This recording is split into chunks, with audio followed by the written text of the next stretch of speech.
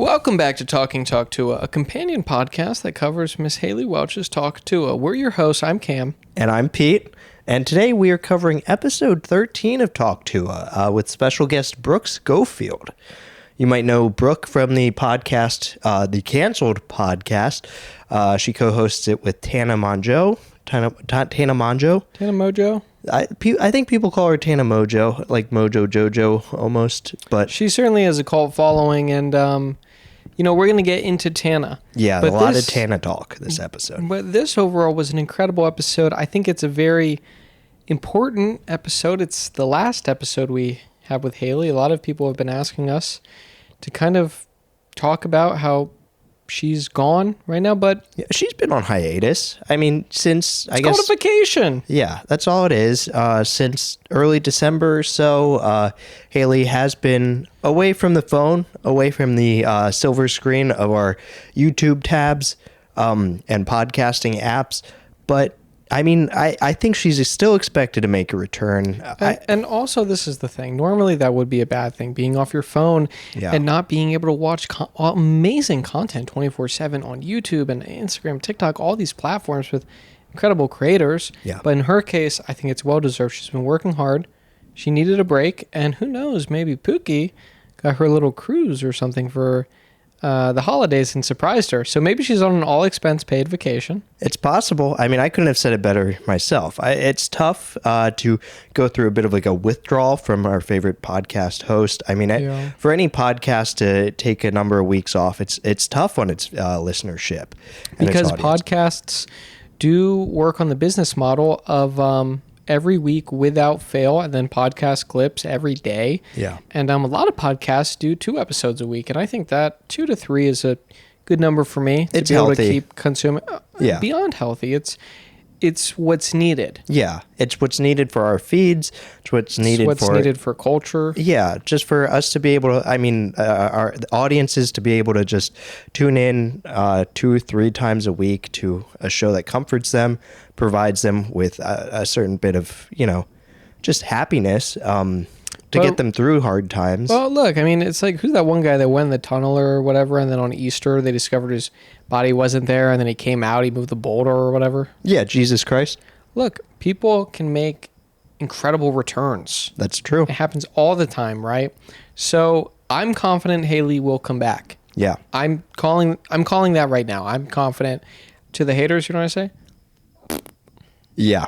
Couldn't have said it better myself. But I do have to ask, are you willing to place money on that kind of a bet? Because this episode 13, actually opens with an ad for Better. Yeah, I would 1,000x that bet. Yeah. I would easily make that bet and then make a crap ton off it. Because this Better ad, it was a great opening. Yeah.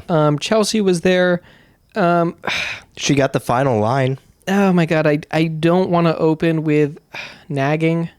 Let me just critique it a sec. Okay. Yeah, of course. I gotta say, I know you felt strongly about it too.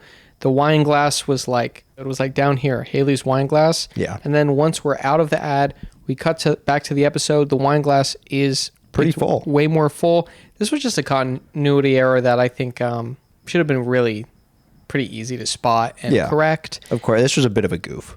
I don't know if this was on props department, the art team.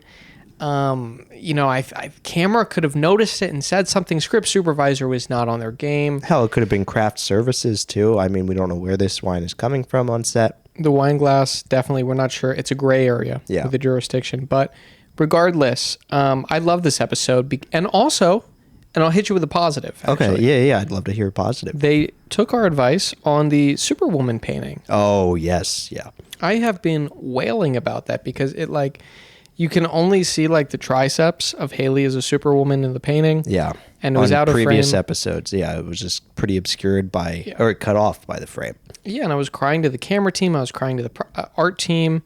Whoever, just please fix it. Yeah. And they did. They lowered it, and we can see the entire painting in this episode. It was wonderful. Yeah, they listened to you. And I do think that maybe the cam op this time listened a bit to my complaints about the overexposure on the With Haliey Welch portion of the Talk Tuah with Haliey Welch neon sign in the centerpiece of the show. This time, It's not 100% perfect by any means, but I do think that the sign was slightly more properly exposed. I think they adjusted the f-stop and everything that was needed. The aperture was fixed a bit. I think maybe it might come down to the prop master having to fiddle with this sign. It might just be that the with Haliey Welch letters are just too close together. It's like a sign design issue, and maybe they just need to tweak the letters, pull them apart more so that the glow of each individual letter doesn't lap on over into its neighboring letter. But I'm going to have to agree with you there. I think the prop master has to take a look at budget and see if they have enough clearance to just buy a new sign entirely. I think let's get it right the next time. Yeah. Because again, I don't know how much they can fiddle with that without busting it completely. That's true. Neon is pretty tough to play with. And I mean, I don't know. Can you get poisoning from that or something? They got to be careful. It's a noble gas. I don't even want them fiddling with it. Yeah. To be honest. So I don't either. Anyone, unless you have a proper union electrician, I don't think anyone should be fiddling with that unless they truly know what they're doing. I would let G&E take a swing on it, though. I mean, those guys really are the stars for me. Yeah. After episode 7, of course, with Brianna Chicken Fry and Grace O'Malley. Yeah. Where they saved the day with their lighting adjustments all throughout the episode. Yeah, so that sign, that would actually be, I would be in concurrence with you that for season 2, that's really my biggest ask, is that they can just flesh that out a little bit more. Yeah. It's great to have a partner in advocating for changes like this. I'd also really beg for the next season, a change is to have Chelsea on the wide shot with Haliey. I don't think she should be in that corner. They did spruce it up. Yeah. And I really, really admire that with the props team this time. Yeah. They at least tightened the camera on her so that not as much of what's behind Chelsea is in frame and distracting throughout the episode. There is still a rack clearance sale. There's people moving out and about loitering behind her. Yeah, but it is tighter on Chelsea. And it's, the part of the window that is more, there's some sort of like layer. Yeah, it's the more opaque part is what's behind Chelsea. Not as much of the transparent glass is in frame this time. Yeah, and there's some sort of a plant next to her. I like how tight it is because we don't see the elbow of the producer next to her. I think this episode, there's at least 2 producers in the room. There's a woman named Gogo. We're going to get to this later, but just setting up the scene. Like she's sitting next to producers and it's her shot. It's her solo shot. She should have the right headroom. And it's sad that it takes 13 episodes to fix these things, but I don't know. Yeah, maybe lucky 13, notoriously an unlucky number, but maybe the Talk Tuah team said, let's change the thinking on that. But also at the same time, I want to give them just honestly props. I think this was a great season overall, right? Because when you have a show this big, when you have so many things in motion, right? Filming a podcast, everything that goes into it, that set must be chaotic. So it's like, I get it. You're afraid to tinker with things. You're like, oh, I have it. It works fine enough. But it's like, guys, we can always do better on podcasts. Podcasts are the future of media. Yeah, I like to think of it as a nice play space, almost a bit of a sandbox in which, some of the masters of their crafts, these different areas, G&E, camera operation, they can come in and they have the freedom to meddle and play and just really, it's more of an elastic medium in which you can really hone your craft. And I think we got to see that in action all throughout this season. An incredible blockbuster season. I'm just excited to see what happens going forward with the show, how they continue to further perfect everything they've been doing. Because again, look, not every show is, no show is without its flaws, Talk Tuah included. And we've done our due diligence in commenting on that, critiquing and picking apart what just didn't feel right on screen each episode and in our ears. But again, we also praise them for when they got things right, and I think it's important for critics of any kind of medium to, give praise where it's due, and we've been doing that, and I'm proud to have been doing that. I'm certainly proud, and also I'd like to add on top of that, I don't know, someone like Zizek might even add that, in these moments of clarity and communication and serenity where you have all these moving parts of a podcast, but they come together and like the conversation flows, right? Yeah. In those moments, I think podcasts are so popular because it's like you're hearing the flow and everything's working. It's like, that's God. Yeah. That is what God is. It's these moments of total just people are being open. They're pouring themselves out. We're forgiving each other. We're, I'm being open with you and I'm saying something and being real, and you're hearing it and forgiving it, and they're talking and, sharing so much knowledge. And it's like, that is God. Religion. Yeah. That's God to me. God in their truest form. And just being able to listen to that. Yeah. Audio, you have the video. I'm driving to work and I get to hear the in voice with of God. Yeah.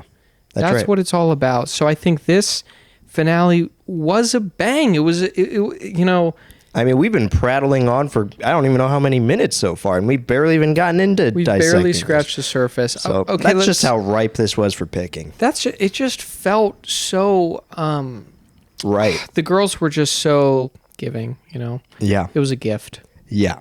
So at a minute 20, there's a mention of Hartley and Charlie, two very special guests this episode. Yeah. They were the on-set dogs, presumably from Haliey's charity, Paws Across America.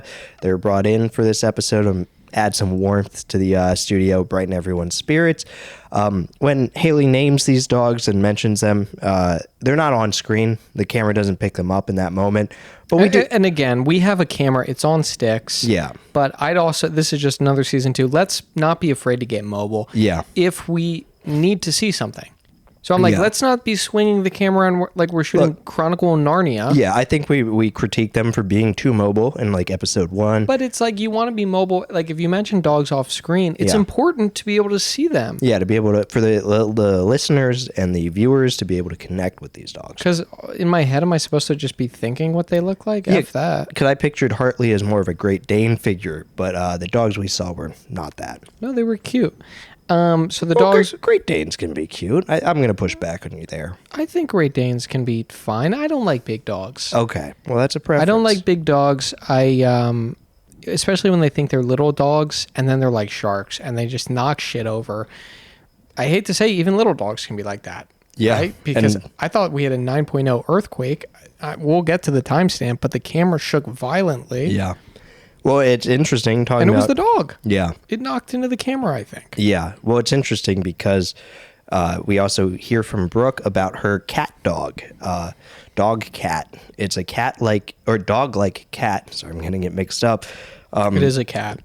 It is a cat who behaves like a dog very mysteriously. But apparently this thing weighs 7 pounds and rearranges her furniture, which has me wondering if this is kind of like, almost like an ant. An ant can weigh, or it can lift and carry up to 50 times its height. It's exoskeleton, right? 50 times that? I believe so, yeah. And so I'm just wondering, being able to rearrange furniture as a 7-pound animal, that feels pretty akin to what ants do on a daily basis. But, I mean, Brooke also goes on to talk about this dressing up her cat all the time, whether it's in hats, Lakers jerseys. I guess Brooke, or at least her cat, is a big Lakers fan. And then, last but not least, wife beaters. Well, hold on. Before we get to that, there was a lot of chatter. Around 1:35-ish, I thought I was watching a damn Robert Altman picture. Oh, that's right. I thought I was watching MASH because, he pioneered people talking over each other in cinema. People didn't really edit that way before. Yeah. And this was just like, let's run it back. Yeah. Let's you go, then I go, then you go. That's how podcasts should be. Yeah. Right. When it gets too muddy, I don't know. I can't really focus. Yeah. That might be a personal gripe. Interestingly enough, Altman did Nashville, did he not? He did. Do you think this was actually maybe just an ode to him? A tribute from 2 of Nashville's alums, some hometown heroes of Nashville, Haliey and Chelsea, paying homage to Altman. To one of the great masters. It's quite possible. Well, look, the wife beater. Yeah, we got to circle back. So around 2:50, 3 minutes-ish. Yeah. She said, I put him in a wife beater. Now look. She drops the W word. Chelsea comes in, PC police, and says, this was also tricky. Her tone read to me, and she's like, oh, you can't say that anymore? It almost could be interpreted as a question or a statement. I read it as a statement. She was like, oh, you can't say that anymore. Chelsea you heard it as a question. Yes, I did. It was almost like a Laurel or Yanny situation in which I heard one way and Cam heard the other. To me, Chelsea was asking a question. Like, she had not been aware of the controversy around the term W beaters. And so she was asking for clarification. to me, at least, it sounded that way. Like she was looking to Brooke for information on this, bit of censorship, self-censorship. But to you, Cam, it sounded as though Chelsea was just saying, you can't say it that way. You can't say that word. Yeah, she came in, and ultimately, I think Brooke just hit her back with a pretty clean argument. She said, well, if you think about it. And then Chelsea was like, oh, okay, right. Yeah. So she shut her down pretty fast. And I think that was honestly a really just pretty multifaceted argument. It was pretty well layered and researched. Where it's like, if you think, I mean, come on, think about it. Yeah. It's not like the cat is like some raging bull guy, because there's a whole breed of guys that, they put their arm around a woman in like a car and then they're married. Yeah. These guys are boxers and they just like fight all the time, Yeah. And then they turn inward and it becomes a bit of a domestic violence. Yeah, that's not right. And it's like, I think she's just saying, look, a cat isn't gonna, like at the end of the day, it's a cat really probably not likely to do that. Yeah. Right? But it's just more the term itself for that article of clothing when it is worn by humans capable of that, it becomes. Well, I think on a human, it's a little bit muddier, but on a cat, I think you're pretty safe to say it. Okay. Yeah. Look, I mean, hey, Brooks from the Cancel Podcast. Maybe I'm gonna get canceled for saying that too, but I want to dig my feet in the sand here a little bit. Yeah. And just say I think it's okay to talk about it if you're talking about a cat, because again, Brooks' argument. Well, just think about it. Yeah. Do you not agree with that? I mean, I do think it's a pretty ugly word. Do you think Brooke should have been bleeped or just dropped the audio entirely? Would that have been better? It's all about, I'm a First Amendment guy. You got to be able to say what you want to say, speak your mind freely. Yeah. But then there could be pushback for saying that. That's true. So you're just saying, look, they say it. They want to say it, and then if people get offended, well, Brooke, you have to deal with that. Yeah, Brooke was ready to meet Chelsea on the battlefield of ideas, and we saw that play out. And, I mean, the conversation kept moving. I mean, right after that, Brooke admits that she is Haliey's biggest fan, or she claims to be. No, I'm calling BS on that. Yeah. I am shutting that down right now because we know Pookie's dad is their biggest fan. He's actually the most... He has the most watch time on Talk Tuah. Yeah. And they can prove that. Yeah, he holds that title as biggest fan. I mean, he does his due diligence in watching every episode. I like to imagine that we have Pookie's dad, in the ranks of our viewership to help him digest what he sees on Haliey and Chelsea's show. I'm sure he's top 10. Yeah, I hope he's doing the research along with us. But I think Brooke was just trying to be nice, right? She came on, she was trying to be polite. Maybe she was trying to make up for that wife beater comment. It's possible. Curry some good favor in the wake of that. We get the revelation that Brooke gravitates toward people who get a lot of hate. So I think that's what she saw in Haliey. She saw Haliey emerge on the scene as this podcast disruptor of an entire industry and medium. Yeah. And she saw the hate that Haliey was getting as a public figure in, leading that charge. And she saw that a good friend in Haliey, a potential, podcasting guest spot. I think they got along throughout the episode. I thought it was a pretty lively discussion, and they seem to, have a lot in common. Well, I was just happy that Chelsea kind of got some flowers for the show name again. Talk Tuah came out of Chelsea's brain. Yeah. And Brooke was just talking about how she loved it, and it's just dope to see Chelsea get praise where it's deserved, right? Yeah. Because she does a lot of work, and I think sometimes people don't realize the power of a co-host. I think we're in such a cult of personality with media that people are like, oh, it's Haliey's show. It is, but also it wouldn't be Talk To if Chelsea wasn't there. Yeah, she's an important part of it. Yeah, it'd be some other lesser name as we've covered on other episodes. Yeah, and I love Haliey, but I'm like, some of the names just didn't do it for me, and I think Chelsea really came in with the heat. Yeah, that's right. So that was cool. And then we got a clash over whether Tana Monjo is in Paris or Hawaii. They were trying to figure out where she's vacationing right now. Yeah. This was very important. I don't know if they got to the bottom of that. I think Brooke was pretty sure that Tana was in Paris, which, I mean, I'm just going to go with that because Why? Just because as a co-host of the podcast, like Brooke is co-hosts with Tana. I know your whereabouts a lot of the time. I'm pretty keen on where you are. I mean, we have our locations shared. Sure, but I mean, I think ultimately it comes down to what she was packing, right? I mean, was she packing long sleeves or, bikini stuff? Nice swimwear. Yeah. But I do have to wonder, knowing that Tana is quite the debutante, right? Maybe she went to France so she could see the Mona Lisa. Another quizzical figure in pop culture. I could see her just basking in, decades and decades ago of art. Yeah. I mean, we know that Tana has her own baggage of controversies that they mentioned briefly throughout this episode. And we know that Mona Lisa herself had a number of controversies over whether she's smiling or just, plain-faced in the painting.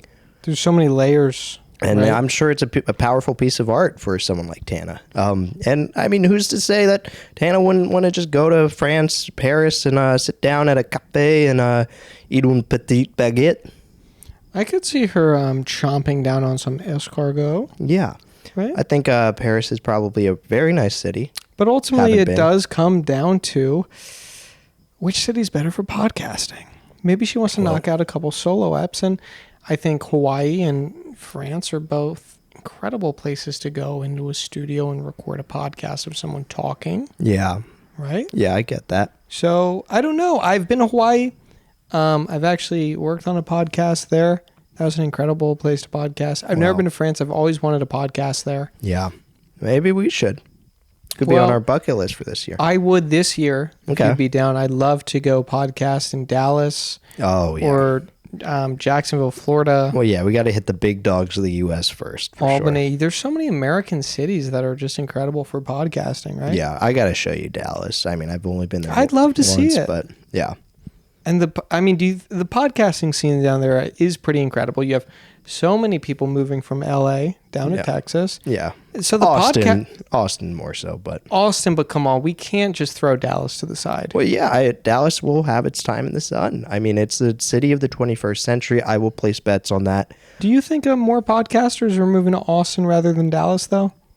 Yeah, if you look at previous years, per capita, a lot more podcasters are relocating to Austin. But Dallas, I mean, I'm sure Dallas is a hop, skip, jump away, and I think they will see in due time that maybe Dallas is going to be the new Austin as a haven for podcasting. But, yeah, it does suck because, I mean, we both live in LA. Yeah. And just losing that many podcasters really, it hurts. It's been a bit of a brain drain, and I think LA as a whole has been feeling it. And I mean, if California can just work harder to maybe import some, more podcasters out here. Yeah. Build back up the industry. Yeah, offer some subsidies to help small podcasters get off the ground. Yeah. Because I really do think this is going to be a strong year for podcasters. But anyway, I wanted to bring up around 6:06. Yeah. And this happened in the Holly Madison episode. There was an extra that was coming in and out. Yes. As he pleased, wanting to hear the conversation. Like, he'd come in because he wanted to hear about QAnon, or not, he'd leave. He left because Holly was bashing QAnon but then as some silly conspiracy, but he returned at the mention of Bill Cosby. Bill Cosby, that's what it was. And so around 6:06 in this one, Brooke was talking about leaving the Gladiator 2 premiere, and the extra walked out. Yeah. So maybe he's a big fan of Ridley Scott, didn't want to hear any slander. Yeah, it's possible that he didn't really vibe with Brooke's reception of the movie, but then she clarified. There was a bit of a twist. She clarified that the reason she walked out was because she was just drunk. I think she'd had too much to drink, more than she'd realized before attending the screening, and I think her world was spinning a bit. It was a lot to process the movie as she was sitting there, and so as she's explaining this, that same extra walks back in at 6 minutes and 15 seconds. So I think hearing her explanation that it wasn't a critique of the film itself, that it was more just other circumstances that helped this extra feel more comfortable in the studio and feel okay about returning. Which was incredible, just mending that relationship, because when they stormed out, I mean, they were very apoplectic. Yeah. You could tell it. You could see it very easily. Yeah. But in their manner of walking, in the 1 second that you see it. Speeding out. But anyway, moving on. Brooke clarified she's 28 years old. Yeah. And she now throws up after like 3 glasses of champagne. I can relate to that. We both went out to Joshua Tree, the desert, for my birthday.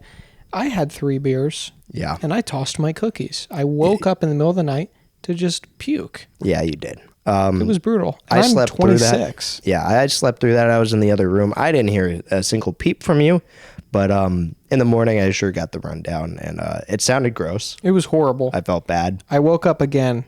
It was a 2-time thing. Oh, It was back to back. that's awful. I'm sorry that happened. I was laying in bed for like an hour. My teeth were shaking. You know that feeling where it's like, you know you're going to puke, but you think you can beat it? They weren't chattering. They were more so shaking.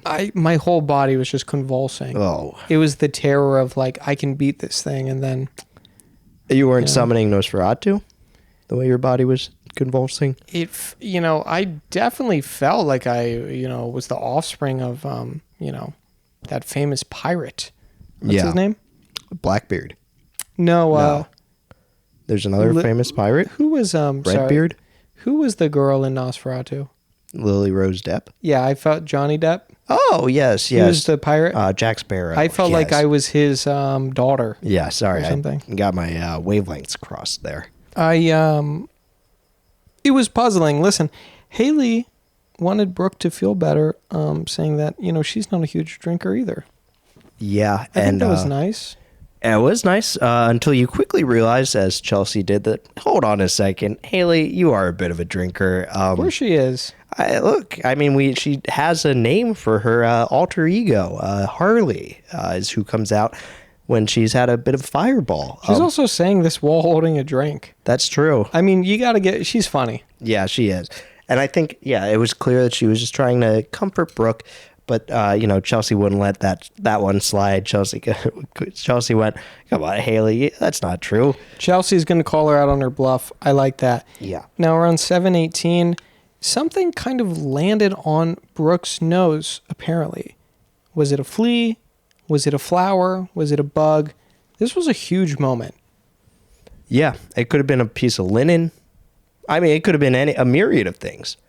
But Haliey noticed it. No, I didn't see anything. Yeah. So this was very tiny, not visible to the human eye from watching a podcast on YouTube. Yeah, but Haliey sitting next to her noticed it. They were both puzzled. They just did not know what had just happened upon Brooke's nose. But, that was just a fun little glitch, I guess, in the Matrix. Well, I'm like, these studios need to be debugged. You can't really have anything that alters the focus of a podcaster, really. That's kind of unprofessional. So again, get pest control in, clean out the studio. Yeah, maybe have like house cleaning come in, maybe make sure they dust every surface. Just make sure that nothing, Because then I'm sitting there, I'm all worried. Brooke wondered if it was a flea. And which made me wonder if she knew something about having come into the studio, dealing with a bit of a flea infestation herself. Yeah. That had me wondering a few things. Well, I'm like, did the dogs maybe bring anything in? Do they need to be groomed? Yeah. There's too many moving parts right now to get to the bottom of this. And we don't have time to play detective. I mean, we're 7 minutes in. We're trying to watch and focus here. Yeah. It's a bit open-ended. But then... Haliey's unsure of what arachnophobia or what arachnids are, actually. Excuse me. And Brooke goes to explain they have 8 legs, and Haliey asks if centipedes are arachnids, which I thought was a useful question, just narrowing down what exactly. I thought it was a good bit. I mean, she was obviously kind of pulling her leg. Really? Obviously. At leg. Yes. Yeah. Okay. Because I got you there, huh? Yeah, you did get me. Then we get a Manscaped ad. We jump right to it at 8:25. The thing that jumped out at me with the Manscaped ad was just the clarification that this is skin safe. Yeah? Because, as a consumer, with a shaving tool, knowing that it's safe on my skin, that's a huge selling point. Yeah. I mean, there are a lot of products out there today that are being hawked on all kinds of markets that aren't skin safe. Oh, I mean, I've tried shaving so many times where I just look like that one guy from that Martin Scorsese short film. shaving. Yeah, and it's like, I'm not trying to just tear my skin apart. Yeah. I'm just trying to shave in the shower. This thing's waterproof. The Chairman Pro Electric 3. Love that. Yeah. It has a cool travel lock. Well, I'm glad you were focused more on the product itself, because to me, what stood out in this ad read was the discussion of Chelsea's man. They talk about Chelsea, or I think Chelsea's still a little bit shaky about introducing her man to the world. She's not really comfortable yet, but This Haliey's has been teasing an her a bit. ongoing battle. It has been. But then we learn that Chelsea's man is woolly, and that he needs new pants for Christmas. And then Haliey also suggests that Chelsea's man, this Manscaped razor, would be perfect for him because it's portable, great for taking on business trips. So I don't know if Chelsea's man, if that's an implication that he goes on a lot of business trips. Well, we've heard a lot of bits and pieces over this first season about Chelsea's man. We know that he's a tourist. She said that he was taking her out on movie dates for movies that haven't even come out yet. So it's certainly some Hollywood mogul. And then one that's hairy at that. Well, I think that was maybe the oh, no, that was the new guy. Yeah. I'm getting him mixed up because I know there's a Bastard X. Bastard X. I don't know if this guy is the, sorry, what was the sun sign? Taurus. Yeah. I don't know if the movie guy is the Taurus, but it's also tricky because Haliey said that she had paid for tickets to a Titans game. To a Titans game, and then she bought an Airbnb, and it was for her, Pookie, Chelsea, and then Chelsea's man. Now, if Chelsea was seeing a Hollywood mogul, you think he could probably pay for everyone. Could cough up the finances. Right. Yeah. So that makes me wonder, either this guy is like really just, it's a bad time for the industry. Yeah, that's true. Or this guy's been surviving till 25. Yeah, or that guy's been kicked to the curb. Yeah. What do you think? It's pretty up in the air. So I mean, right now we're just shooting in the dark. Yeah. I mean, I think maybe I think it was maybe a bad quarter for him. Quarter 4 is notoriously pretty rough for a lot of business people, and I think it's just possible that Haliey wanted to treat everyone, and I think it was very gracious of Haliey. So it could still be this mogul. Yeah, this movie tycoon. Look, I don't feel confident enough to place any bets on it, but I think it's possible. Yeah, I'll leave it at that. We got a Via ad right after that. Mm-hmm. Back-to-back ads. That was sick. Or is it Via? I keep getting this mixed up. I want to say it's Via, and I like that you don't need a medical card to buy it. Yeah. And it's like a THC product, and they also have an option for people who don't like THC. Yeah, which is really nice to hear. Chelsea kept saying that Granny could use the CBD supplements. Yeah, she was kind of hinting that maybe Granny has to lay off a load or something. Yeah, I do wonder how stressed Granny is. I don't know what she's gotten herself into recently that could be stressing her out, but I hope she gets the CBD she needs. But is Pawpaw totally just set in the back house with his dog? Yeah. I mean, can he not lend any mental support to Granny if she needs it? Well, we learn a bit about their relationship further in this episode. Pop, the estranged husband of Granny, who's been living in a back cabin on Granny's property. He's still in the picture, very much so. But also, crucial detail, he moved into the back house when they first married. Yeah, that's and moved right. there. Yeah. So they've always kind of been separate in that way. Yeah. And we have learned that Granny likes to go over there and he'll make her breakfast once in a while. And she'll be over there for a long time. Now, how long does it take to make breakfast? If we're just shooting in the dark, on average. I tend to skip breakfast, so you're more the expert on this. Okay, well, I guess I'm like making eggs. 15 minutes? 15 minutes maybe if I'm like playing on my phone and watching awesome content and stuff, and then that includes the time to eat it. Okay. So it's pretty quick. Okay. And also I finally learned how to cook eggs this year. Yeah. Which I need you to try them. On a stove? Well, I've been doing it wrong my whole life. I do the on and off heat now. Okay. And they Were you actually putting them in the taste oven? good. Were you putting them in the oven? No, I would just turn on the heat, throw them on there, and just mix them around. Okay. But the way you got to do it is you do a dash of water. Okay, yeah. Like a little bit, and I've it'll make heard them this. really fluffy. Yeah. You crack them right in the pan. You get it really hot. And I'm a pretty no BS cooker guy. Yeah.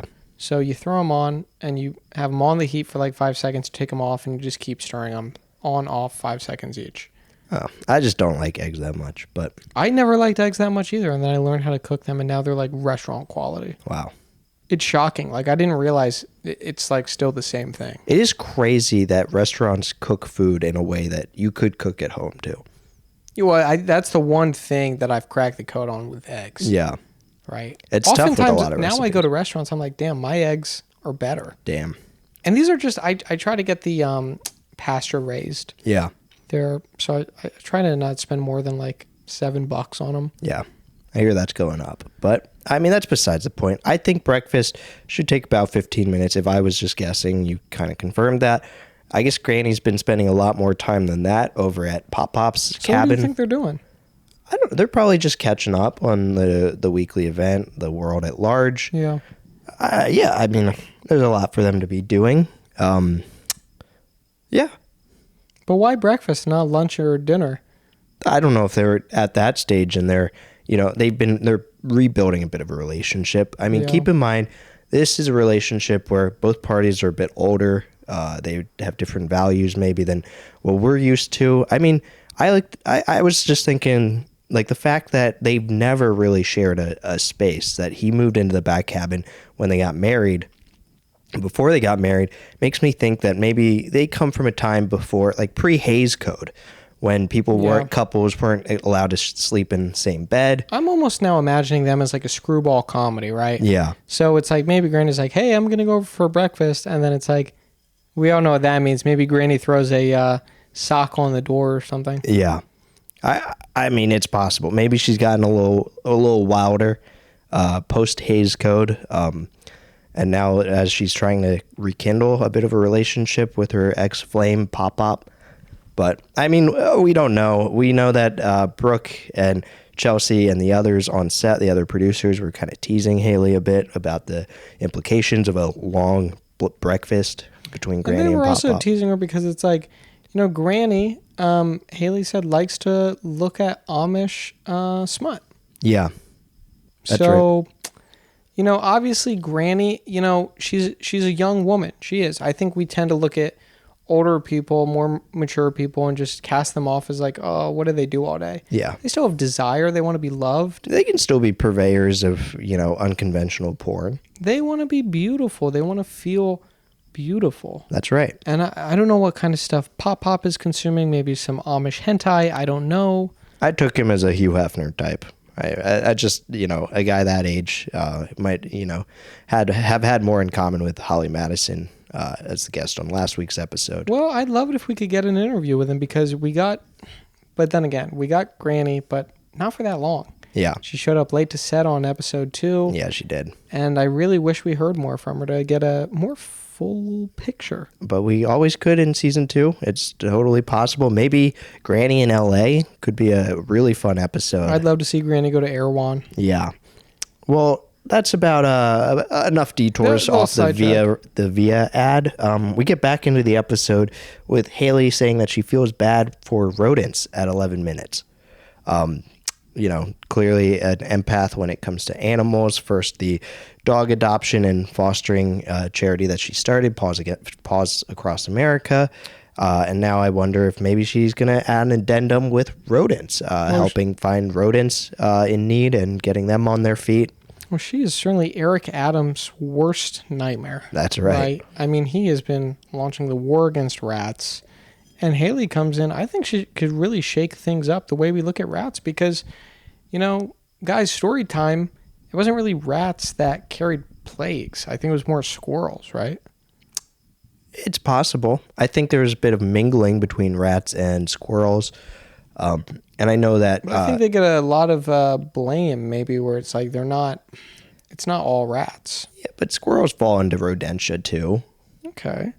Well, I guess it's just squirrels squirrels are more paraded as heroes. People are always feeding them on college campuses and such. And Peanut rats, the squirrel. Scream. Yeah. Peanut the squirrel, R.I.P. Yeah. But squirrels are, a bit more digestible in media in which, they're just easier to, make cute. I mean, and then is it just the tail? It might be the tail. The bushiness of the tail, I think, does them a lot of favors. Yeah. For rats to have these skin-like long tails, I think it really leaves a bad taste in most people's mouths. Rats are definitely the ugly duckling of the rodent family, because then you look at mice, Mickey Mouse being the most famous example of a cutesified rodent. And mice get to do like cool science experiments. Yeah. So I guess rats do too. Yeah. But listen, Brooke claimed that she was living with Stuart Little in her sorority. That's right. She didn't. So there was a mouse, and she said he was like really cute and cool, and he was really nice. He'd like be peeking up at her and stuff. And she was like, okay, I don't want to kill this mouse. So she told her big sister, she's like, hey, like I have this problem, but yeah, let's not be violent. But then one day she was moving her foot at her desk, and she hit a mousetrap. Yeah. That she didn't put there, and the mousetrap had the mouse in it. Yeah, this was a sticky trap that confines the mouse to this sticky pad in which it loses any kind of ability to move or flee. And I guess Brooke had her foot stuck to this pad suddenly, and the mouse was on the other end of it. And so she stuck to this thing that the mouse is also stuck to, and she loses it. She could not believe that the sorority sister would have put the mouse in this kind of inhumane trap. She herself would have advocated for a more humane trap, such as like the neck snap trap, in which a metal bar comes down and just snaps the hell out of a mouse's neck. Just crushes its neck in the flow of air. And just within a few seconds, typically. I mean, there are examples It in could which take up to maybe a minute. Worst case. Yeah, there's examples where it goes wrong and it just, it does just maim the mouse. Oh, if it misses, it'll completely disfigure its face. But as Brooke says, this is still more humane than just having a mouse just stuck on a sticky pad. Where it just can't move. Yeah. Well, and then you could just take it and put it outside or something. Yeah. I mean, I'm more familiar with the humane traps in which a mouse goes into a more see-through kind of plastic trap, and the door closes behind it, and it's now stuck, living, not maimed in any way, in this plastic tube almost kind of trap. And then you take this trap outside and you rehome and relocate this mouse far away so that it doesn't come back into your house. But I don't know. I mean, I think if you're going to euthanize it, you're going to want a metal bar swinging down. That's right. With a pretty effective rate of just crushing it. That's right. I mean, maybe I'm being lobbied too hard by PETA advocating for the other one. Let's not romanticize it. I mean, the idea of having it crawl into a thing, you just take it outside and put it somewhere else where it can just go run and have a new home.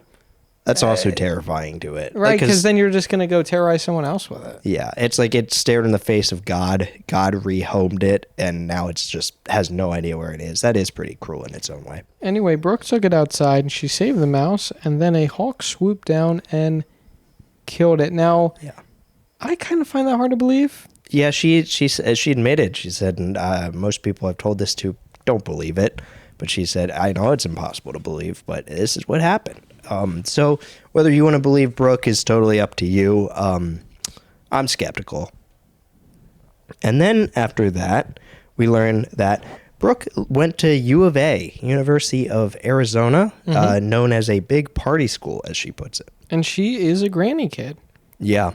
So they have that in common, her and Haliey. Yeah. Now, Haliey, her town, she was kind of talking about how, she grew up in the actual South. And Brooke's like, oh, we kind of cosplay the South a lot. And then Haliey was saying, we just got a Zaxby's, the chicken joint. Now I'm sitting there on my ass thinking, isn't that a coffee or a financial investment place? Then I realized I was thinking of Saxby's. Yeah. I thought that was a bank. No, that's a coffee chain in Philadelphia. Yeah. Okay, that explains a lot. Do you mind if we circle back to Granny Kid? I was a little unclear on that. This isn't like a Benjamin Button situation, right? That she's actually like 90 years old. Yeah, like Granny Kid. 28-year-old's body. Yeah, when she was 8 years old, she didn't look like 90. No, I think it was just a figure of speech. Okay. She lived with her granny as a kid. That's right. Okay, that makes more sense. Now, 1508, that's when we had that 9.0 earthquake. It felt like a 9. Get a seismologist in there maybe to correct me. Yeah. But again, there was the dog. Yeah, it was either Hartley or Charlie. I don't know which one was which. It was in the frame, and then it kind of moved down. Yeah. And so there's reason to believe it knocked into the tripod. Yeah, and it disappeared. Unless the camera person just decided to, shake it up right there. Yeah, give it a whole jab. It was, It made me feel sick. Yeah, I felt seasick. But then we got our sea legs back, and it was nice for the remainder of the episode. I mean, really, I can't complain too much if that's the only fault of the cam op this episode. I think we've had much worse. Otherwise, they ran a totally tight ship, and it was great. And I think maybe they just need to get out of their system. It's possible. They saw the dog walking. They're like, here's my opportunity. Yeah. Let me just, get really rough with the camera right now. Yeah. Just take out all their rage on it. I like to think that's likely the case. Absolutely manhandle the frame right there. Listen, Brooke is in her first healthy relationship. Yeah, and she's keen on getting married ASAP. Unlike Josh Richards. That's true. Who wants to get married in 5 to 10 years? Yeah, he's got a bit of time to go. I think he's 22. Brooke said she was turning 28 as of November 26th. So, they're on different timelines. Josh wanted to get married at 28, I think, is the age he envisioned himself getting married and popping out a couple of kids.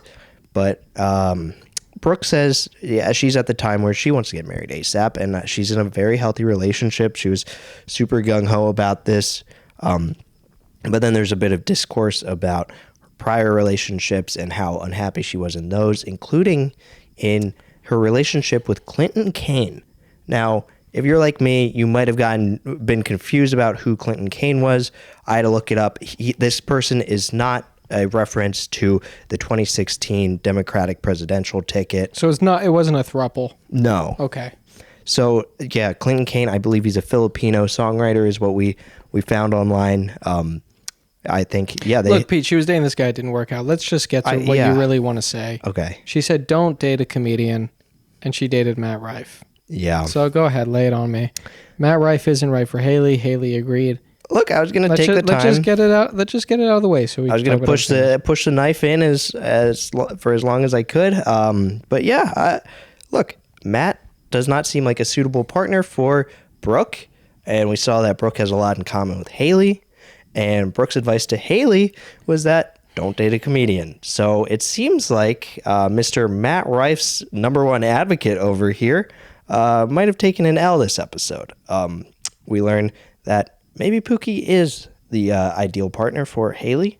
Okay, so look, I surrender. I'm waving the white flag. Yeah. Okay? You beat me. Okay. You win. But look, okay. This is the one thing I propose. Could he be right for Chelsea? I would love to see that. I think if Chelsea is too ashamed to show her man on the show this far into it, maybe he's not the right one. Chelsea, I don't mean to, draw any assumptions this quickly, but I do think it's worth considering. Maybe if you don't feel comfortable showing him, that maybe things aren't clicking, and maybe there's room for Matt Rife in your life.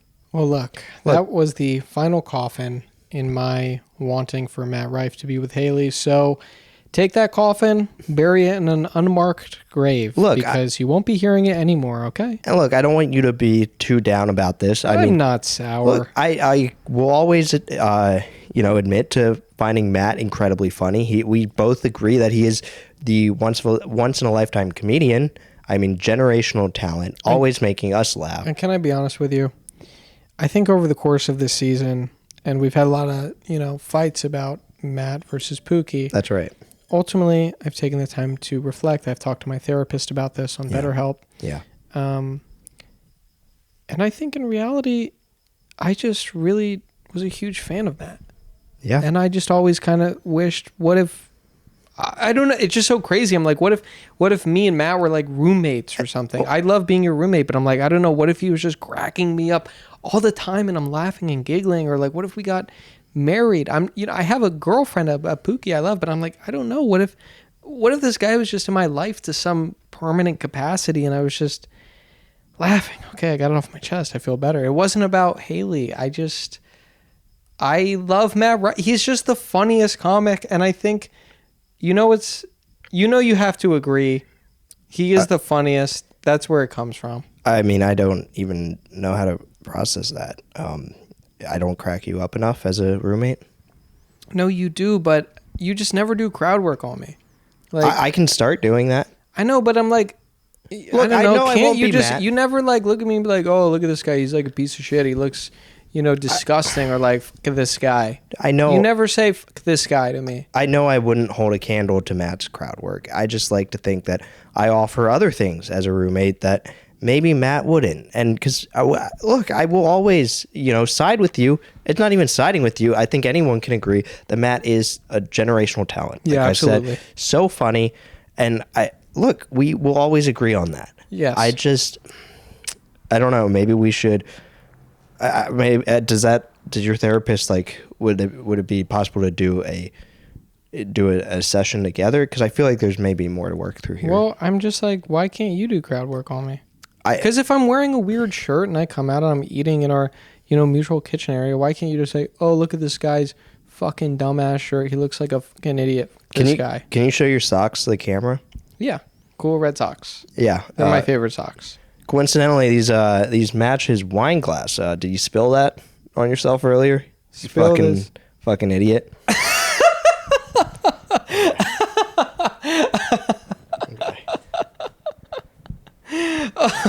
Dude, thank you. Wow, I really appreciate that, man. Yeah. That was hilarious. That's just like a sample of what I could probably do. Dude, that felt like I don't know. I could see you going on tour with Rife.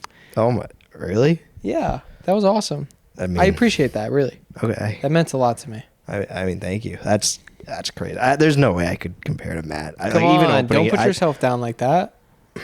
Okay.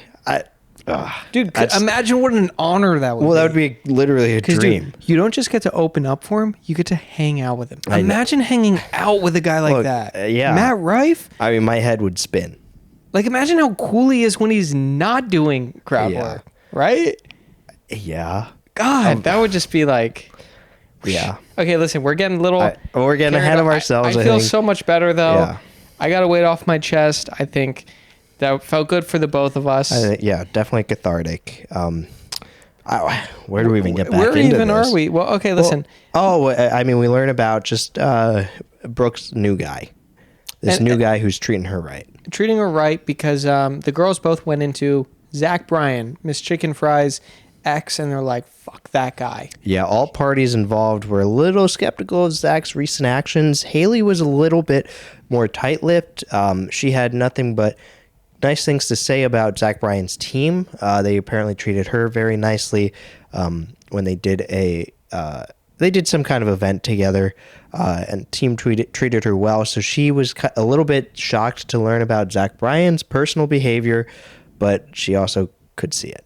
Brooke didn't hold back. She said he is, and I quote, an insecure little bitch boy. Right? Yeah. And look, the extra even walked in to hear this. This was like around 18 minutes 42. It seemed like they wanted to join in on the Zack Bryan hate bandwagon. And then they left, and then they came back when they were spilling tea. Anyway. I think the popular opinion on Zack Bryan has definitely taken a turn for the worse. Well, look, I think based off everything we heard from Miss Chicken Fry. When you heard of a podcaster of that stature, I don't really like the guy. I think all the signs were there. I think he sucks. Yeah. Yeah, I don't care. Yeah. He's not even a podcaster. I'm like, why does this guy even have fans? Yeah. It blows my mind. He's a country singer? Yeah. That's what they say. I have not heard his stuff. He sucks, this guy. More of a Johnny Cash guy. Well, moving on to Haliey's relationship, or shall I say situationship that turned into a relationship. Yeah. Brooke was kind of just jealous that, or like kind of prodding her about like, hey, that's the only time that trope has ever worked out, the situationship pipeline. And that's just, not to bring it back, but that's just a testament to why Haliey and Pookie work so well, and maybe not so Matt Rife. I agree. But besides that, it did seem like, Brooke was calling that out as a bit of a unicorn of a relationship. The fact that worked out as well as it has. Because how many situationships realistically are going to go onto actually hard launching that guy onto your Snapchat story, They're probably just going to end with someone ghosting the other person. Yeah, it's a lot of hard work to sustain the flame of a early stage situationship. And yeah, it's tough to find something that's lasting. A lot of fears of commitment, I feel like in our generation especially, not so keen on devoting one's, a portion of one's life at the very least to another person. It's just people get too in their heads about all the strings attached to relationships, and it's tough to make a situationship transform into the more lasting thing. That's why the talking stage is so critical. Yeah. But, right. They were talking about love and, who said I love you first. And Brooke was very similar to Haliey in that she kind of got a little tipsy, not 3 beers, not 3 champagnes, didn't puke, but she got just tipsy enough to say I love you. And I think that's what happened with Haliey. Now, Haliey said it. Pookie didn't say it back. Yeah, well, Haliey recounts the scenario in which she said I love you for the first time. She says that they were drunk and she was just laying there or something like that. But a voice chimes in from off screen. The first time we hear this voice gets attributed to Go-Go, who I presume is a producer for the show. Go-Go shouts, "Yeah, when you were having sex," is when Haliey said I love you for the first time to Pookie. Do you think that was appropriate? I didn't. And why not? Because this is the first time that we're hearing like a voice from off screen this episode, I believe. Caught me off guard. Didn't really feel necessary. Like Haliey would have shared what she wanted to share of the encounter of that experience. And I think, Haliey was quick to scold her. She also had the talking stick. That's right. She was reprimanded. Yeah. And, Haliey was like, oh, come on, don't say that. Yeah, I think Haliey got shy. She knows that Pookie's parents watch the show. That's the thing. It's like, come on. We don't need to overshare. And that producer, it's just getting in on the gossip. Yeah. I think if Haliey wanted to let that be known, she would have said it. Yeah. Now, do you think that this is why maybe the producer behind it was doing everything in their power to shut it down? That's why they didn't caption it? Yeah, the editor might have had, final say in the project and was like, I'm not even going to dignify this outburst with words on screen. But they kept it in, meaning that they were probably meeting resistance in cutting it out completely. Yeah, that's quite possible. Haliey then goes on to say that she doesn't say I love you to just anyone. She makes that loud and clear. But then she says I love you to a man off screen, a producer, presumably. And we didn't hear anything from this guy. Yeah, well, we do kind of. I think he says something back. It's muffled. I don't know how far away how big this room is, and he doesn't get subtitles, which is pretty damning. So maybe she didn't get an I love you back. And again, this must be some sort of prominent figure producer in the production because they had enough power to keep that in. Yeah. And just, forego the subtitles. Yeah. Yeah. We learn that Brooke's track record of men looks like a DMV lineup. A lot of guys in line to get their driver's licenses or just register their vehicles. Or get real IDs. Yeah, that's, I guess, the other possibility. It's a very important thing to have. Yeah. Chelsea, and I want to circle back. Chelsea, it's really rare to say I love you, and I think it really hurt Haliey. Yeah. Because Haliey was saying sometimes I leave the house, whatever, and I'm like, hey, I love you, and she doesn't hear it back from Chelsea. Chelsea was saying, no, that's not true, but I don't know. I think it's important to take time to say I love you to your friends, and maybe Chelsea was just saying I love you in different ways. Maybe they have a different love language, right? It's totally possible. I think Chelsea's love language is being an awesome co-host on our podcast. Yeah. And I think Haliey has to maybe just realize that. Maybe Haley's more vocal. Yeah. Is her language, and Chelsea's more, what's the word? It's physical, or like as she takes actions. Acts of kindness. Acts of kindness and love. Yeah. Rather than just being so verbal. That's possible. But that's okay. And we don't know the full picture. Yeah, we don't. We do not at all. And it's not right to speculate on something like that. We do know, though, that Haliey likes guys with dark hair and blue eyes. This is where I do want to speculate a little bit because she also said she likes men with buzz cuts. Yeah. You want to dig into this a little bit? Do you know where I'm going? This is around 25-20. Because they mentioned a man that she had been with who had a buzz cut, and they censored his name. He ended up is that what you call that, a buzz cut? Are you talking about? We can cut that out. Avery cut that out. They bleeped it. Yeah. This was a editor flexing their power a little bit again, where Chelsea is unsure at first of who Haliey is referring to in terms of this past suitor who had a buzz cut. But then Chelsea's like, are you referring to blank? And then like she's muted for a moment. And then Haliey says, cut that out, Avery. I assume that's the editor's name, Avery. And then Chelsea's like, yeah, cut that out. So Avery, the editor, did not cut out that entire segment, that moment, but he did bother to mute Haliey or Chelsea naming this buzz cut fellow. And maybe that's all he could have done, right? Yeah. Maybe he wanted to go to greater lengths, but ultimately he was pretty restrained in the editing bay, by the executive producers of this show. We don't know how deep this goes. Yeah. But then we learned that this guy actually went bald after the relationship with Haliey ended. And this is the moment at 25 minutes and 53 seconds that one of the dogs, either Hartley or Charlie, leaves behind Brooke. We see the body of the dog walk out of the atrium of the podcasting recording studio. I mean, I felt like I was watching, Secret Life of Pets or something, right? With his dog's adventures, which was pretty awesome. I have no idea where it was going. But then Brooke admits that she is a dating chameleon, a bit of someone who actually shifts her personality dependent upon who she's seeing at the time. She's been like a horse girl. She's been there, done that. She's been all types of different identities, essentially, every time she sees a new person. She tailors herself to each person, and she sees this as a bit of a flaw, was admitting that. Something that really caught my eye, a pearl, was their go back until you hate him theory, which they were talking about. Some of their friends don't have the best choices of, guys that they're dating, and that they will kind of break up with a guy, get back together, break up with him, get back together until they hate him, and they're fully done. Yeah. Right? And I think they were all in accordance that this theory works. Yeah. That a lot of people do it. It might not be for everyone. It might not be for everyone. Brooke can't be in a room with any ex. Haliey doesn't want to talk to exes. But now, she clarified she's not on bad terms with any of her exes. It's just she doesn't think it'd be right. They're not on bad terms. They're just not on terms that she can mention their name without it being bleeped. Yes. And also with that guy, she said he had a buzz cut, but she was describing him shaving his head fully.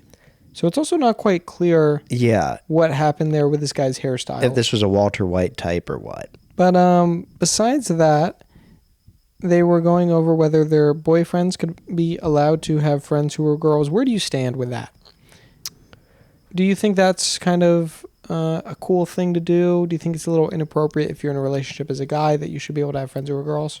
Personally, I think it's healthy to have a breadth of friends of all kinds and backgrounds. And so I think putting any kind of limits on that just based on whether you're in a relationship at the moment, I do think that feels a little fishy. Well, the girls would agree with you, as would I. Now, Brooke said she posted her man's face, but he wouldn't come to the premiere of the new Gladiator movie, which she said was a green flag. Do you think it was more about just not wanting to be a public couple showing to paparazzi, or do you think it was more of a taste in movies that maybe he's like the prior one was the better one? Yeah, maybe he's not a fan of sequels, because it read to me as though Brooke was plotting him for, it's a green flag that he didn't want to go to the Gladiator 2 premiere specifically. But also in that same breath, it did seem like he's more of a private guy in general. And it's possible that maybe he just didn't go to the premiere because it was just going to be a whole affair. It was a premiere event. So maybe he was just trying to avoid, a red carpet. And that's totally reasonable too, but I do think it's also fair enough if he's taking a stand and saying no to sequels in general, and that's why that was his reason for not wanting to attend. I can agree with you there. Now, Haliey said that Kelby Pookie was commented about on her Snapchat, and people were saying that he looks like a gay Mr. Beast. That's right. Her Snapchat story comments ate Kelby up. I mean, Pookie was read for filth, described as a gay Mr. Beast. We know that Mr. Beast is famously now engaged to a woman. Pete, but listen, if you don't know the show, we were previously the companion podcast to Beast's Content Library, which he has a lot of amazing, awesome content. That's right. We had to step away when certain allegations came out. That's right. We just didn't feel like it was right for us or our fans. And now, at mention of, Jimmy, I fear that my hands are a little tied. I don't know what I really want to say. I think Jimmy has kind of broken my heart a little bit. That's right. And I know it's hurt you too. And I think to dip back into discourse just about how awesome he is and his entertainment, it would just hurt. But he hasn't broken your heart in like a gay way. Like, it's not like a romantic breaking of a heart. It was more just that you had expectations of him as a public figure and someone that we both revered and idolized in covering his show.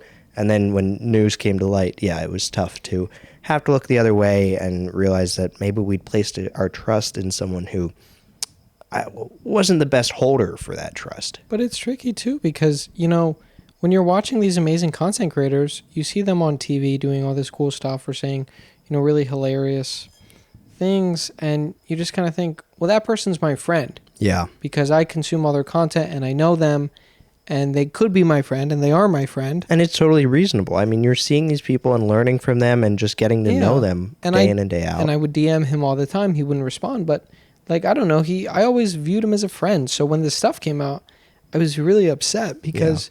It felt like a more personal betrayal, I guess. It did, yeah.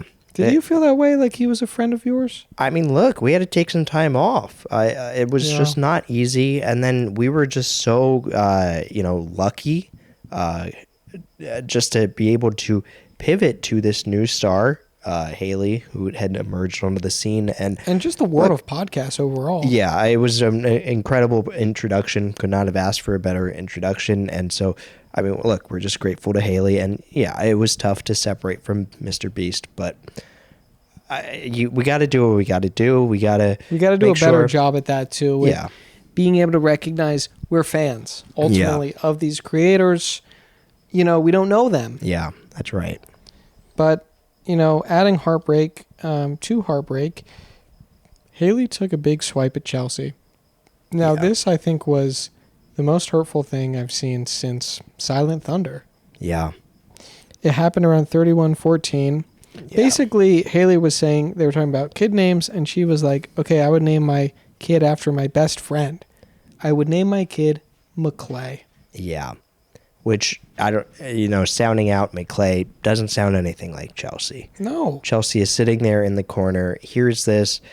She kind of responds, I think she was processing. Yeah, she seemed like in a bit of a, so I wasn't expecting that. Now, I'd like to give Haliey the benefit of the doubt.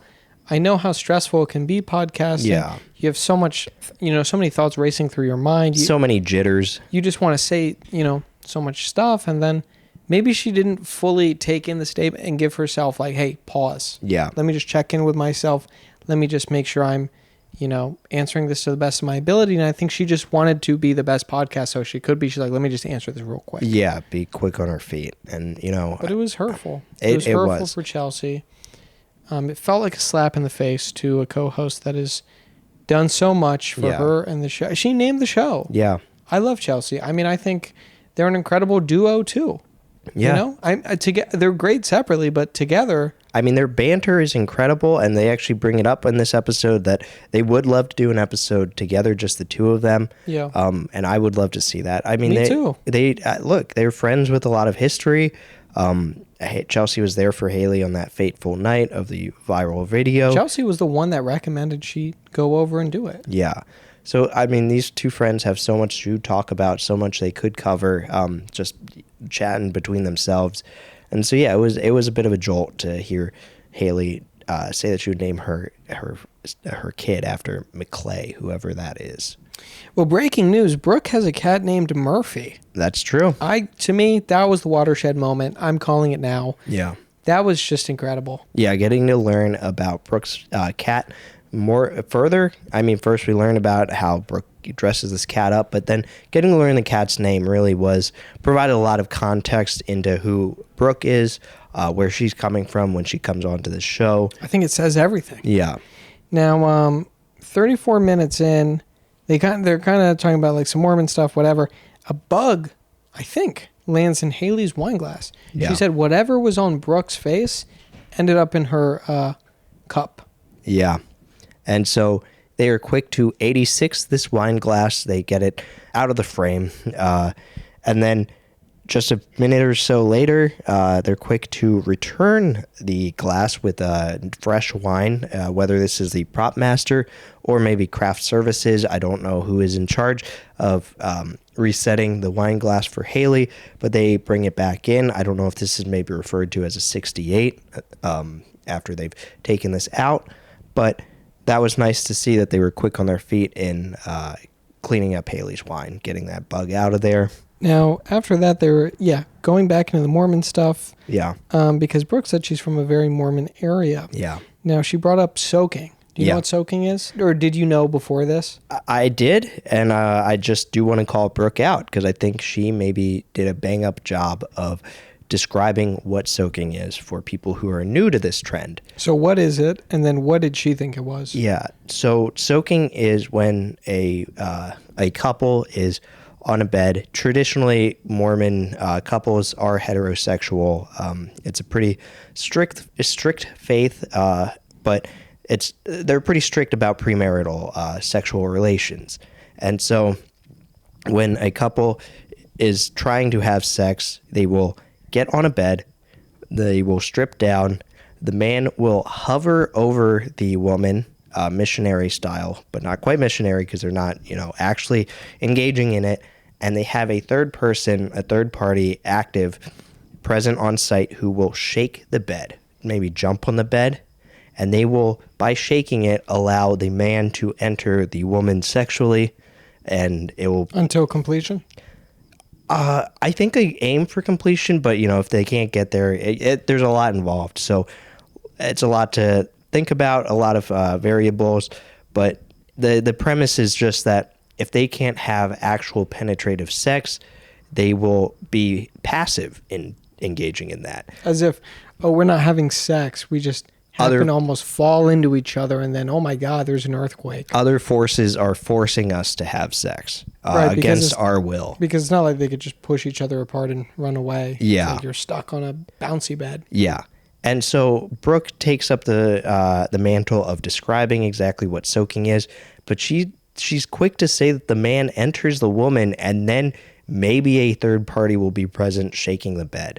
And I think that's just you're not allowed to enter. The entering is a passive thing caused by another variable, right. Okay, the shaking of the bed. And I took issue with that because, Brooke, if you're going to explain and educate Mormon couples who are looking to not have sex, do it the right way. Yeah, yeah. You got to do it the right way. You can't enter if you're trying to not have sex. I think that's important. Yeah. So I just wanted to clear up the waters on that. Brooke, I think, I hope you're listening, and I hope going forward you can do a better job of explaining to the world exactly what this trend is. Because, it's gained popularity recently. More and more Mormon couples are trying to not have sex to the best of their abilities. And, they could use all the help. Well, thank you for speaking up about that, because I think talking about religions on a podcast, you want to get it right. Yeah. Because people look up to you. Yeah, that's right. Right?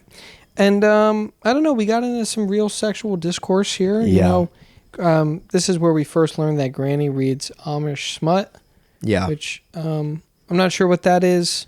What exactly? I mean, we're from Pennsylvania. Well, it's just that Haliey does describe the bedsheet theory for Amish people, in which they will throw a cut out bedsheet over the woman. There's a hole in the bed sheet, and I don't know if Haliey was implying that the Amish people invented the glory hole, because that was sounding very similar to what I'm familiar with glory hole wise, but apparently it's the way that Amish people copulate. How do you pronounce that? Listen, glory holes have been around for a long time. Yeah. So maybe they had something to do with it. I don't know. It's a bit like fucking a Halloween ghost also as well. I feel like that would be pretty spooky. It feels like a little bit of a paranormal succubus situation. It's absolutely terrifying. Yeah. Now, Haliey said her favorite smut is something called Icebreaker. Yeah. We learned that Granny has never seen 50 Shades of Grey. I don't know if she's seen the new Baby Girl.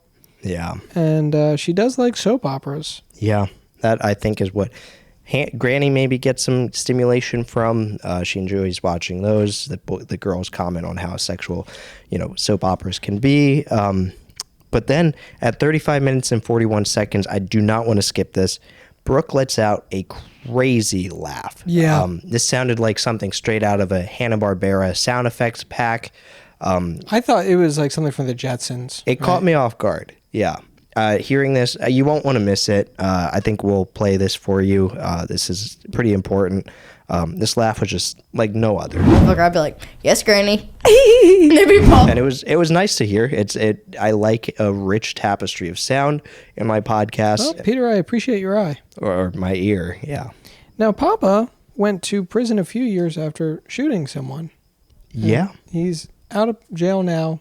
He's in the back house. They were talking about, people who have gone to prison that are related to them. Brooke's mom went to federal prison where she said there was iPads and nail salons. Yeah, she had a bit of a blast in federal prison. She said it was a bit like camp. Yeah, you don't want to go to jail. You want to go to prison. Yeah, and not state prison either. Brooke clarified that federal prison is the one you want to end up in. Because you could play doodle jump there. Yeah. And get a nice mani-pedi. Yeah. Now, Martha Stewart went to prison. They brought that up. Yeah. Haliey wasn't really aware of that. Honestly, as I wasn't either. Really? No, I mean, I just always thought she was a really deft day trader. I didn't realize that some of that was like insider info. Okay. I just wouldn't believe it. Someone Yeah. like Martha Stewart doing that. Look, it's easy to get wrapped up into that when you're already influential, have a pretty large platform of your own based off of your cooking abilities, and when you're trying to max profit something, you're probably going to take whatever tips you get. And so, you can't, and the girls commented on this, like, can you really fault Martha for acting on these tips? I'll tell you what. Martha, how about she cooks up some eggs? And if they're not better than mine, restaurant quality, she goes back to jail. Okay. And if mine suck, I'll go to jail. Okay. I'll be playing Angry Birds there. I mean, you're taking a bit of a gamble, but yeah, I guess if you get sent to federal prison, it wouldn't be the worst thing. Well, then I'll know that I have some work to do improving my eggs, and I would study there like a craftsman. Yeah. Okay. That's fair. Now, Brooke was hesitant to have Martha on the pod. Yeah, she said Martha has an open invite, but she just doesn't think, maybe she doesn't have confidence in her podcast that it can really pull in a guest like Martha. I mean, Martha comes from traditional media, has had her industry totally upended and disrupted by the more powerful podcasting medium. And I think Brooke is being a little timid. She's downplaying her bravado when it comes to her podcasting, her and Tana's. So it felt like almost like she was dissing Tana as well by saying that their joint podcast endeavor couldn't pull in a guest like Martha. But Well, they certainly switched their tune because they were throwing nothing but praise on Tana. They said she's like the cockroach of the internet. She can just, you can never get rid of her. Yeah. She's resilient with getting canceled. She's been canceled a bunch of times, but she comes back. Listen, getting canceled, it's like disco. Yeah. You boogie one way, you groove the other. And I think Tana has really mastered the art of that dancing. Yeah, I mean, Brooke is kind of new to being on the internet. She didn't really have any helpful advice when it came to, or when Haliey asked her for advice on dealing with a cancellation. I think that's probably a question for Tana, but Brooke has bounced back from a cancellation attempt, right? She has, but I don't know if she learned much from it because she just didn't offer any advice. And then the conversation led her to thinking about Tana and what a beast Tana is at posting through cancellations. Well, I think she did. Yeah, she the one piece of advice she said was, no matter what, just keep posting. Yeah. I don't think you need to think of your audience as people. I think you have to think of social media as a machine. You just have to feed it posts and you will be rewarded in the long term. So it doesn't really matter. Yeah. You just got to keep posting, and you're only canceled if you don't come back. Yeah. So you got to stay in that limelight because that's what the internet's for, and that's what these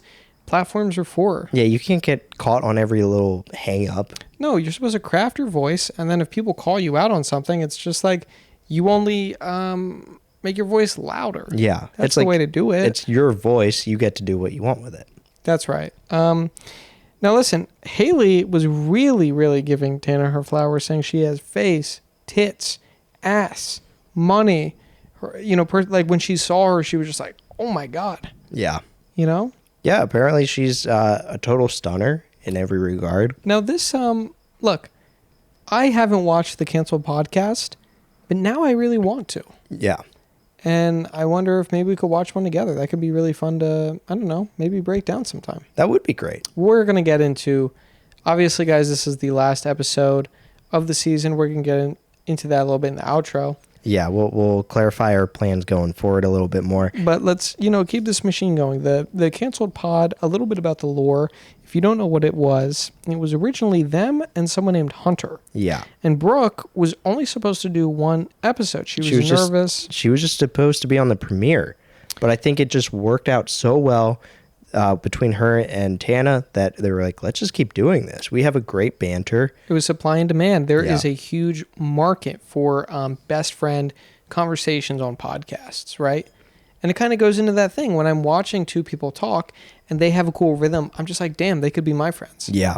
Right? Yeah, it just feels right. And so I think it just scratches that itch. Now, Brooke moved on to the kind of explaining what Rule 41 was with porn. Yeah. They were talking about like nugget porn. Yeah, I think Haliey Tana had introduced her to the world of all kinds of porn, because I think Tana and her new boyfriend went as Avatar for Halloween, sexy Avatar figures, after they were inspired by Avatar porn, generated porn online. Is this the last Airbender or like the blue people? I took it as the blue people, but I guess there is some ambiguity. I didn't see pictures of their Halloween costumes, so that would have been useful for a graphic pull-up on screen. That was a missed opportunity. Again, I don't know. It honestly takes the breath out of my sails to even think about the graphic pull-up team, right? Yeah, they're in shambles. They're non-existent. Yeah. Or they are there, and they're just, loafing around. It's totally possible that's the case, yeah.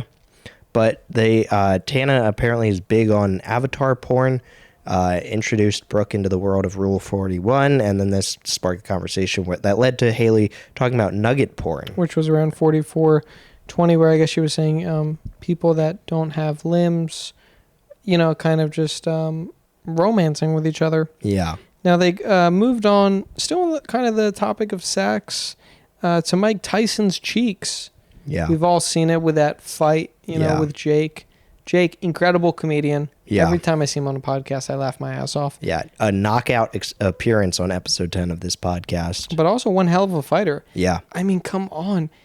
A young man like Jake taking down Mike Tyson, who's, he's definitely older. Yeah. But he still has an incredible history of boxing. Well, he's got that many more years under his belt. Yeah, that's right. So it was the experience versus, Jake certainly had a lot of money to train. Look, Mike might have had the tenure, but, he certainly got it revoked. Jake is the new face on the scene. Yeah. And he made that very clear. Logan was there. It was really awesome seeing him. Yeah. Love Logan.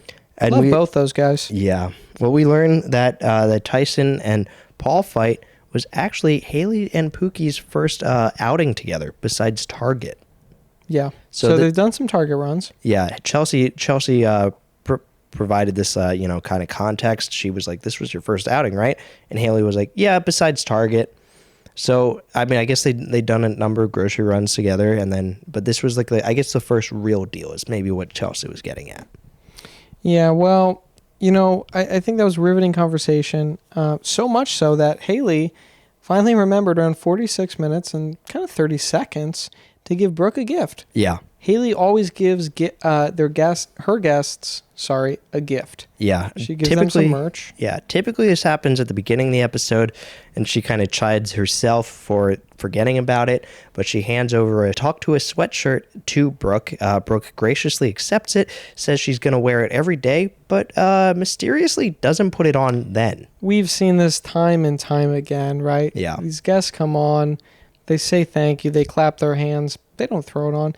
If I run that show and Haliey and Chelsea gave me a shirt, they gave us a shirt, I would right then and there put it on. Yeah. I wouldn't forget. I wouldn't be nervous. Yeah. It's like the easiest thing to do. Yeah. And it's a nice thing to do. Yeah. And if they asked for, a size in advance, if they knew we were coming on the show or something, and they asked for a shirt size, I would provide them probably a size up just so that I could easily put it over whatever shirt I wore into the studio that day. Yeah, you want to be prepared. Yeah. And so we learn also that Haliey doesn't have a lazy eye. A lot of people had been, commenting about that or making her feel insecure about that.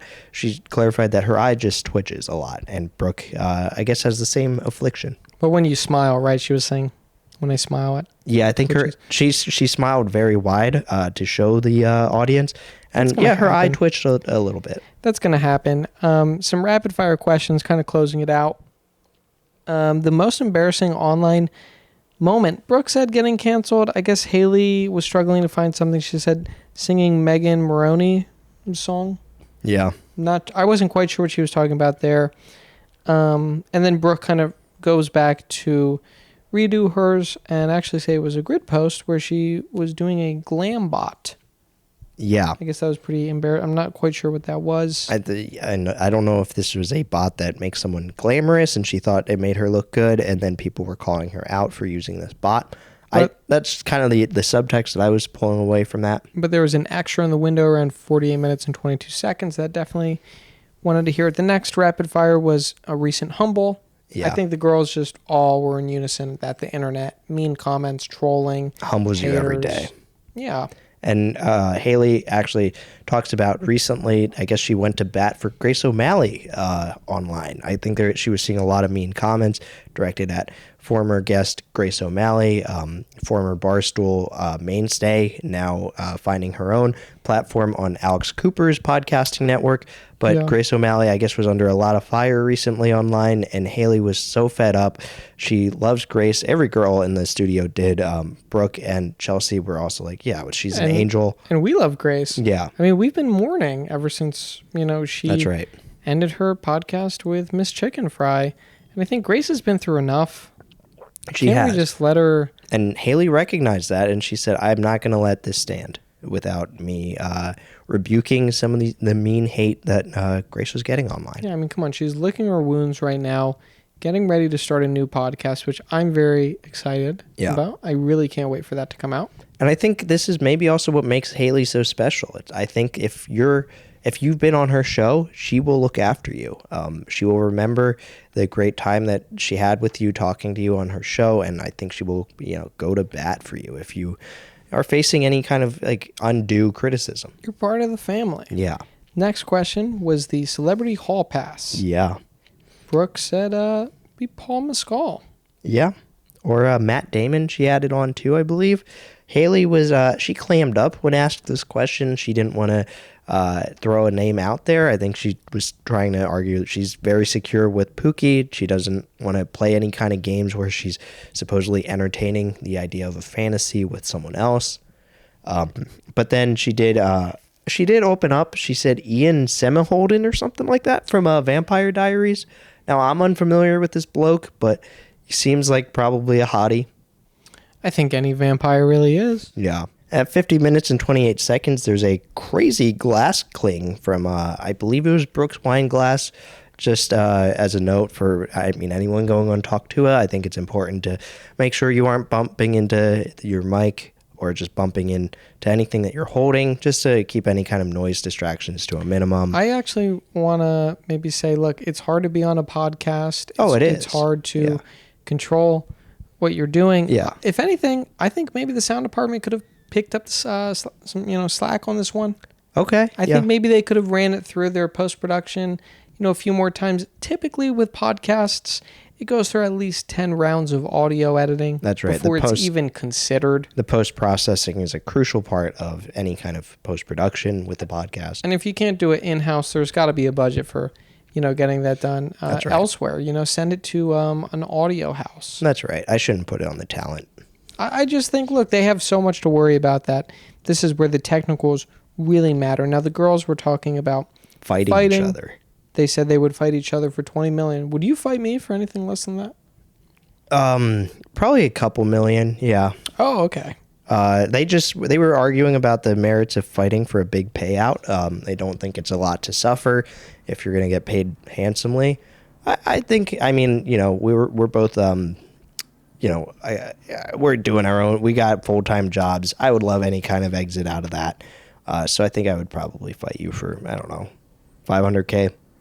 Yeah, $250, I'd even do it. Yeah. We split it. Yeah, I think that's always something to consider. And then Chelsea floats fighting Haliey. This felt a little raw. It felt like maybe a raw feeling from Chelsea in the wake of Haliey naming another person her best friend earlier in the episode. I thought that maybe Chelsea had some, resentment. I think this is definitely where it came out. She was baring her teeth here. Yeah, that's quite possible. Now we get the first ever on-screen captions in this episode for an off-screen speaker. Let me rephrase that. Not off-screen captions, but captioning for off-screen dialogue from a speaker at 52 minutes and 13 seconds when someone chimes in about JoJo Siwa's fighting capabilities. This was interesting that the post team, the editor, finally, maybe woke up this late into the episode. I thought they'd slap on some captioning to help the viewers of the podcast tune into the conversation a little more closely. A little too late for that, don't you think? Yeah, I felt a little late to the game. But, they were talking about JoJo and all her incredible credentials, saying that she's an amazing businesswoman. Yeah. Now, I don't think so. Yeah. Love JoJo, but look, what kind of a business person would spend $60,000 on a date on someone and then not get laid?